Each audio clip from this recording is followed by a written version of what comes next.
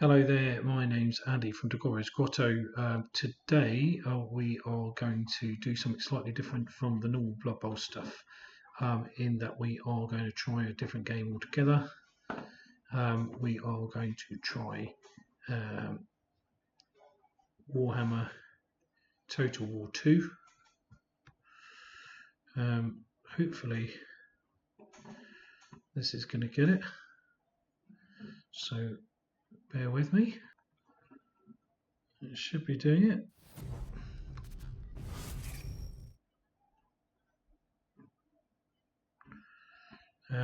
Obviously not. Right, so it should be doing the full scene capture. I'll let the video carry on.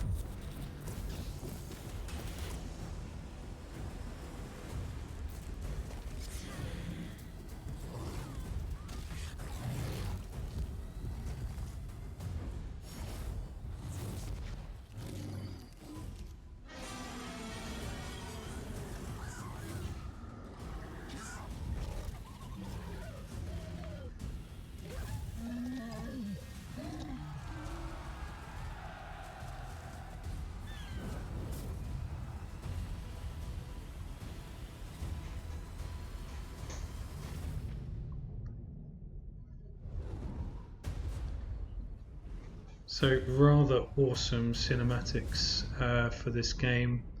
That's what we've got with Total War.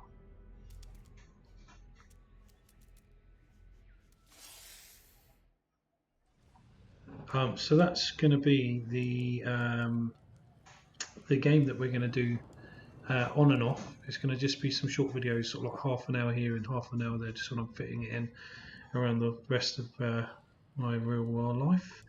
But I thought it might be interesting just to go through it. This is inspired by Andy Davo's Psychic Zunk from their Twitch stream, who plays this quite a lot and was playing it online, and I really enjoyed it. So what we're going to do is we are going to do the Mortal Empires, which is you've just got to basically conquer everything around you. There is a campaign here, the Eye of the Vortex, which is a kind of scenario driven one, but I just want to do a quick Mortal Empires, so we'll do that. These are all the playable races that I have a DLC for. I was going to play Goblins, but it's £8 and I'm not, so we've got Wood Elves, Bretonnians, Vampires and Undead. I think they're just Undead. Greenskins, Dwarfs, Empire, Khemri, Skaven, Dark Elves, Slann, or Lizardmen, and the Else. I'm going to play an elf race. I'm going to play Alith Enar. So Serve the Shadow King. This is our guy. So I'm just going to start the campaign, and once this loads through, there's a cinematic that we'll watch, and then we'll go from.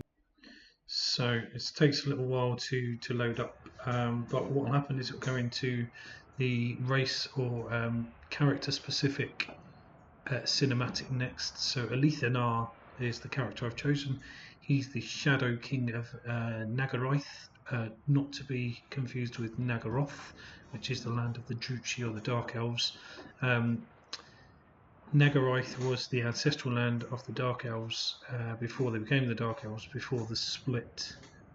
And then that split of the kingdoms where Alethanar was a prince of Nagaroth, and was made Shadow King. So I don't know if the cinematic explains that. I can't remember. But once it's loaded, this takes forever to load the map because it's a huge map with loads and loads of stuff that's quite interactive. So each turn is actually quite involved. So there's quite a lot for the PC to hold on to, which is why it didn't play on my old laptop. But yeah, once it comes through, we'll do the cinematic for it.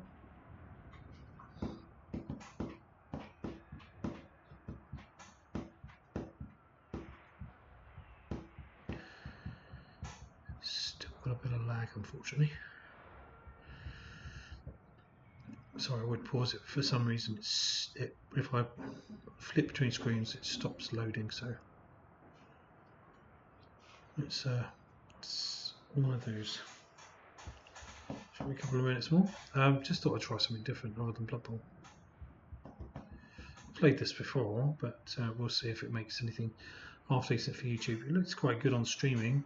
Unfortunately, I can't keep streamers hours due to the nature of my day job. So I've just got to fit things in when I can. So hence just the YouTube for me.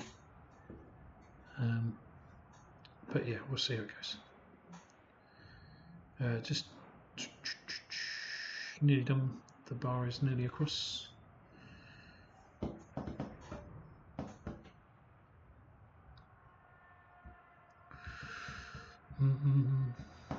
Not exactly cinematic. I wish I could pause this bit. Come on. For those of you who can't read this, it says, War comes and the mortal empires of man, orc and dwarf expand. The Druchi too dare to think that their sordid kingdoms can grow beyond Nagaroth. Where Loek dances, the folk of Nagaroth must follow, and now the shadow dancer god cavorts across the world.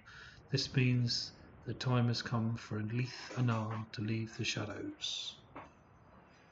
So the fluff behind Alethanar is that he is more leading a guerrilla war against the Dark Elves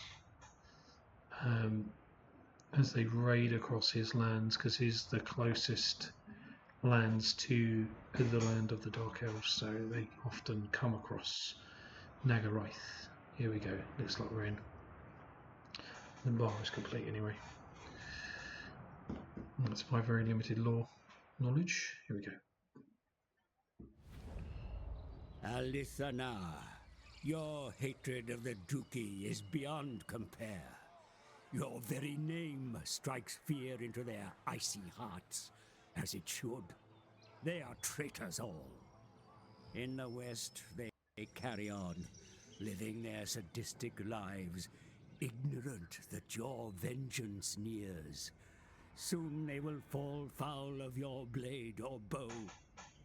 Others, too, inhabit these cold mountains. Some are bestial and fueled by rage, while vermin bring forth plague and death. All thirst for dominance of these frozen lands. Across the great ocean, Cain's servants threaten the heart of Ulthuan.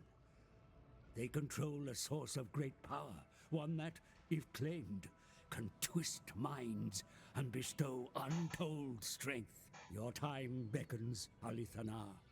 Cut the heads from the Hydra, and with it, bring an end to this eternal war.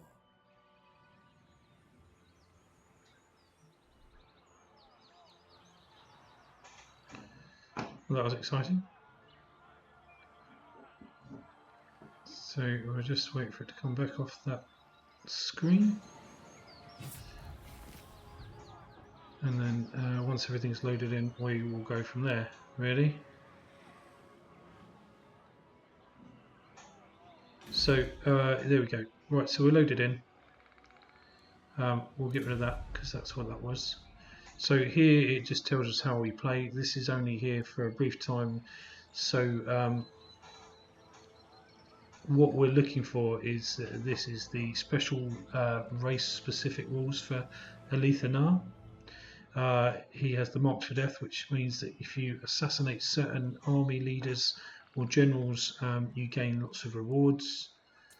I can move through impassable terrain through the Shadow Realm, which is a special movement that means that I don't have to always follow the roads marked out by the map.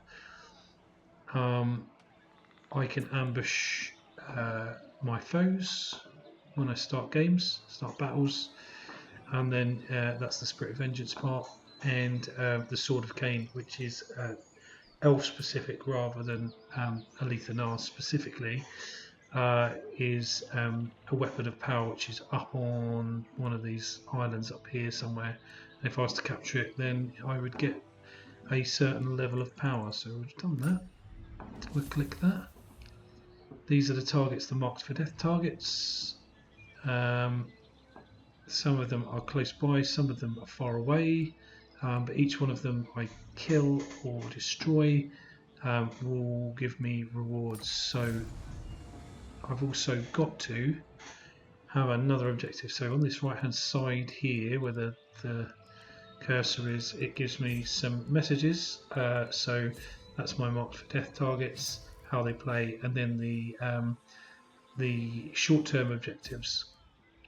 So 4 Flames of Rebirth, I've got to loot or capture or raise 4 different settlements. If I do that, I get extra money. So those are those. I start with one city, and that's Amheim, on the very sort of southeast tip of Nagaroth. Looking around, there's Ulthuan. Nagaroth was there, but sank into the ocean, so it's around here somewhere. But I don't have any actual lands. And looking around me, there are all of the sort of local places. So there you go. No cities within striking distance, apart from the Bleak Cold Fortress. So these are the targets as well. So we've got Nilosi. Who's this? Exarian and Lokir, Felheart. If I get rid of those, I will get within 20 turns. I get these, so extra money, and extra influence, extra money, and extra influence. Influence is really good amongst high elves because that's how you grow your faction and get closer to Confederation. And you can start to manipulate other factions. So the more influence you have in court, the more likely you are to get allies and stuff like that. So that is the first bit. I'm not going to play it today. This is just a video explaining what I'm going to be doing, and once we get started, then it'll all start to fall in place. So we have got a starting building, but we've got nothing we can do to develop it at the moment. We have got a small army who could technically take this place here, the Black Cold Fortress, which if we look on here, oh no, that's not where our target is then. So our target although it belongs to this faction, because you can tell by the shields, they match, these symbols here match. He isn't actually at home in the Bleak Cold Fortress. He's somewhere off to the northeast. So yeah, that's what we got to do. I can explore the map as and when, and then I'll start to develop this little enclave here and start to expand off as well the the empire that I'm going to create. So that's probably going to be my target first. Okay, I'm going to leave the video there and come back to it at a later time. I hope you've found that relatively interesting.